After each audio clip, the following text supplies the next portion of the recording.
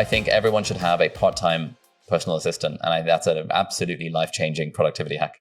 So I do not have one. And I've struggled in the past. And like 5 years ago, I tried.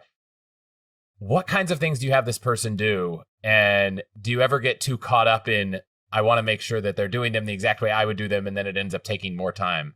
Basically, everything that I don't want to do myself. So a lot of emails, like so my assistant Dan is remote, but he's based in the UK, so we've met in real life, which I think is like really useful. A lot of people try and hire a VA in the Philippines for $5 an hour, and then they're surprised when it doesn't work. But like, if you have the ability to hire someone that you can potentially work with in real life some of the time, or at least meet in person, it's like just really nice.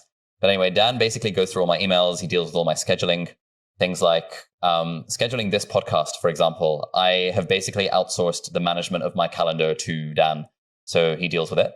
And it means that as emails come in and stuff, I'm actually not the first person to see an email.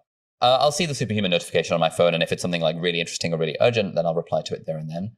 So yeah, scheduling and emails is a big one. But just like beyond that, there's a lot of random admin tasks in life. Like, for example, I knew I wanted to get a cleaner for the house. Kind of a bit of a first world problem. But like, I don't want to be the one calling up random cleaning agencies in London and trying to find a cleaner who can like be there at the same time that I want and like do some of the ironing and like change the sheets and like. So I just said, hey, Dan, can you find me a cleaner for the house? Basically, if they can come in on a weekday morning and like do all the things, including ironing, that's what I want. And it was like, cool, I'll call around, I'll ring a few agencies, and he found someone, and now we've got a cleaner. Things like, I remember when I first got an assistant, I was just sort of like playing around to be like, what are all the things I could delegate? I was like, I wanted to learn how to play the ukulele.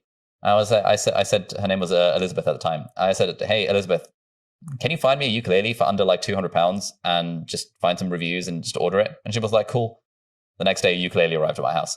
And it's like, I'd been procrastinating from, again, playing the ukulele for like 2 years because all it would have taken was for me to sit down and spend 5 minutes searching on the internet for what's the best ukulele for a certain budget. But it's in a way so much easier to be able to say that to an assistant or to a voice note that you can then send to an assistant.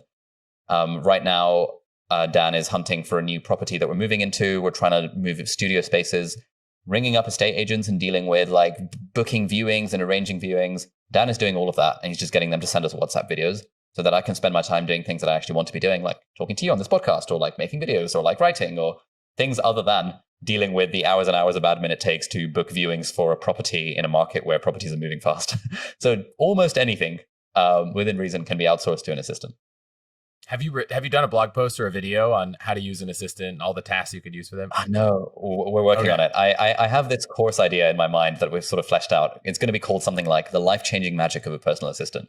And I want to make videos and blog posts and tweets and all of this stuff about it at some point soon. And for someone who hasn't gone down the path of how much this could cost, like, you mentioned you could go to the Philippines, it's super cheap, like where you don't need someone full time, right? This is something you can kind of start at a pretty low cost and add a lot of scale. Yeah, I've been telling all my friends, 4 hours a week will completely change your life. And if you can find someone for like, someone local here in the UK, £15 an hour. So that's like $20 an hour for 4 hours. That's like $80 a week. And people are always like, oh, that's like $320 a month. That's so expensive. And I ask, okay, like, this is not for students who are broke. It's for people who have real jobs. It's like, what's your actual hourly rate? Like, you're doing the whole Naval thing of like, what is your actual hourly rate? Should you really be the one to do this thing that you don't want to do? But also the other way of thinking of it is like, if you could free up 4 hours of your time to, for example, spend with your family, how much would that be worth to you over the long term? It's like, okay, probably worth more than $20. Great. So now that it gives you an idea of how much it would potentially be worth hiring an assistant for. I'm so bullish on the part-time personal assistant thing. I think it's great. I got this email from someone this morning. I'm going to butcher the name, but Learen.